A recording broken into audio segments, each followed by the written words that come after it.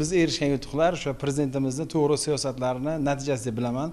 O'qituvchilarga berilgan imkoniyat va o'quvchilar natijalari to'g'risi hammamizni quvontiradi. Bu litsey ko'rsatkichlardan gapiradigan bo'lsak, juda yuqori natijalarni kutyapmiz.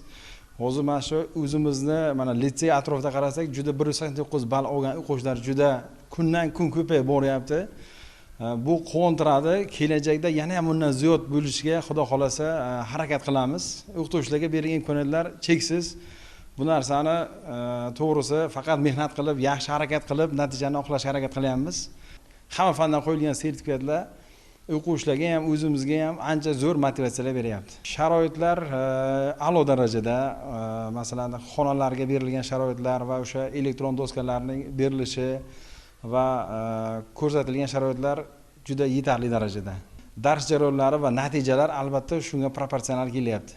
Masalan, o'quvchilarning dars jarayonidagi har bir savolni ko'rishlarimiz, elektron doskadan muvaffaqiyatli foydalanishlarimiz hammasi ta'lim jarayonlariga o'sha o'sishda bizga juda katta yordam beryapti. Shu kuratorlik guruhimda hozirgacha bo'lgan muvaffaqiyatlar 10 ta 189 ball olgan. Qolganlari yana 1-2 ta sertifikatlar qolgan. Ona tili, tarix shu oxirgi sertifikatlardan keyin nasib bo'lsa 15 taga yaqin 189 ball chiqadi. Bu natija litseyimizdagi har bir guruhdagi vaziyat xuddi mana shu holatda. Biz litsey jamoamizda o'qituvchilarning malakasi o'sha bemalol o'sha nima deydi, yaxshi natijaga chiqarishga kuchimiz yetadi va keyinchalik bu narsani maksimalni guruhni hammasiga shunaqa yaxshi ta'lim berib, yaxshi o'sha o'zimizga berilgan imkoniyatlardan hammasidan foydalanib, nima deydi, o'quvchilarning eng yuqori institutga kirishga qo'limizdan kelgancha harakat qilamiz, bu narsaga erishib ham kelyapmiz.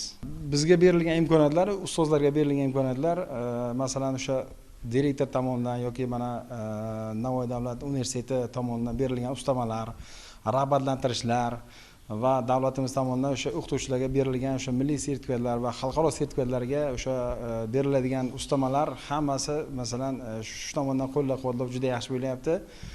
Bu narsa bizani ishlashimizga yana ham kuch bag'ishlayapti.